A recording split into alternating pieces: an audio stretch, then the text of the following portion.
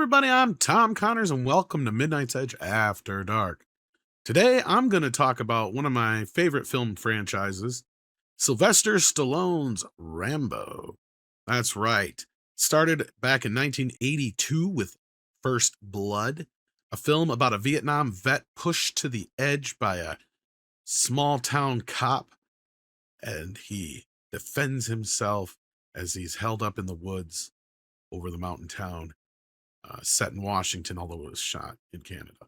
Of course, the sequel was more or less a ripoff of missing in action films. And the third film, well, that's a whole nother animal. And the fourth film was very fondly received by the fans and is probably held up as the second best, if not the best, of the franchise alongside the first film. Then, of course, a couple years back, we got Last Blood. But as I said, I've been a fan since I can remember.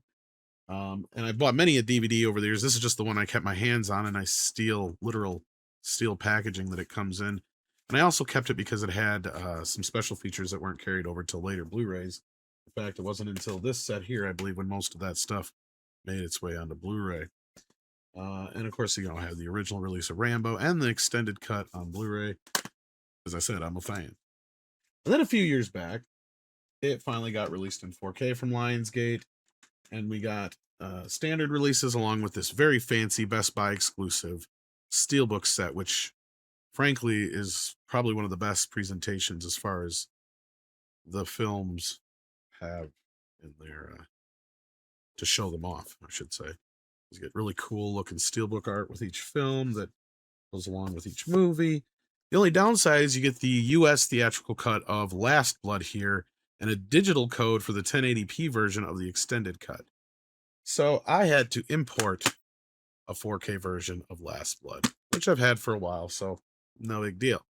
But a couple of years back, on a show called 4K for You that we did on the old Midnight's Edge After Dark channel, Robert Meyer Burnett had let it slip that Rambo was getting a new box set and it was going to get revisited because unfortunately, in this box set, especially the first film, not so much the sequels, especially the first film, suffers from this constant issue with the picture where it gets fuzzy and sharp, fuzzy, sharp, fuzzy, sharp, all throughout the entire film.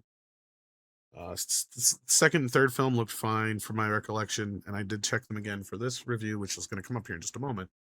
And of course, Rambo, fourth film, I think it was shot on camera, on film, and then some digital camera, but it was finished in 2K, so it looks like it.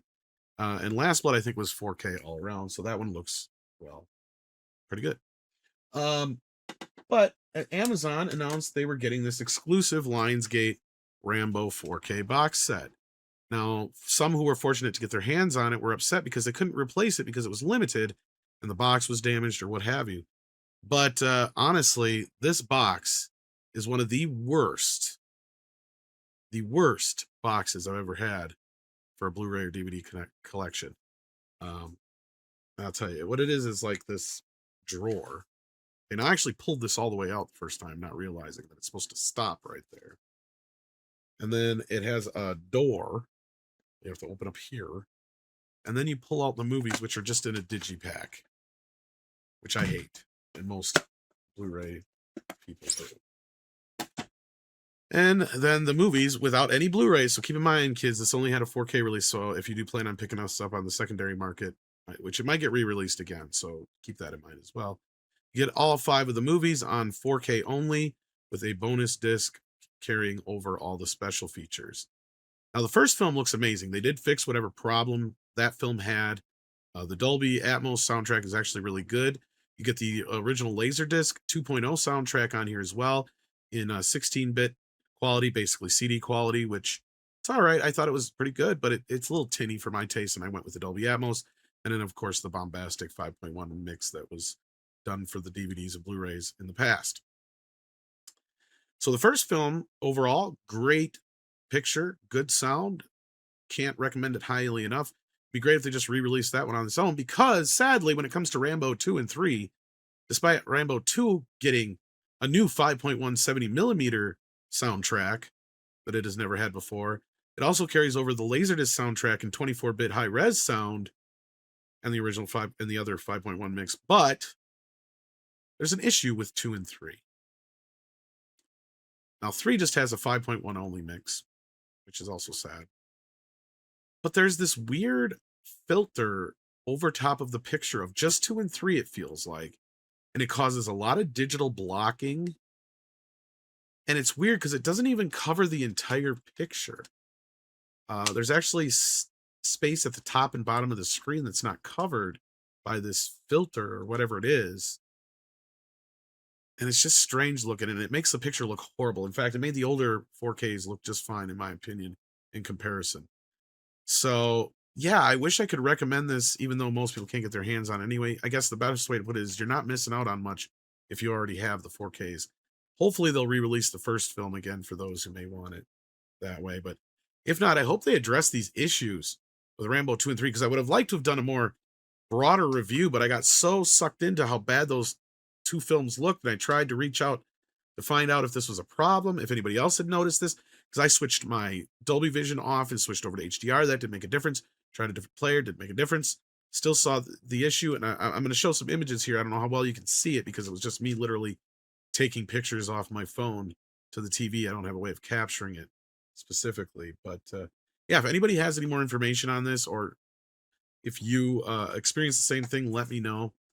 Otherwise, I guess the best I can say is if you didn't get your hands on this set, you're not missing a whole lot, sadly. Just the first film is the one, and of course the extended cut of Last Blood are the only real reasons. Get your hands on it. So I guess you could just look forward to Lionsgate re-releasing it at some point, or maybe individually, so you can just pick up those titles. And I hope they address this issue with 2 and 3, because they've always been pretty good about fixing problems in the past. Recently, I just got my Leprechaun reissue in the mail. So yeah, let me know what you guys think. I wish it would have been a better review for the films, because I love the movies overall. But sadly, between the box, the muck-ups on 2 and 3, the highs don't outweigh the lows on this one. See you again soon, kids.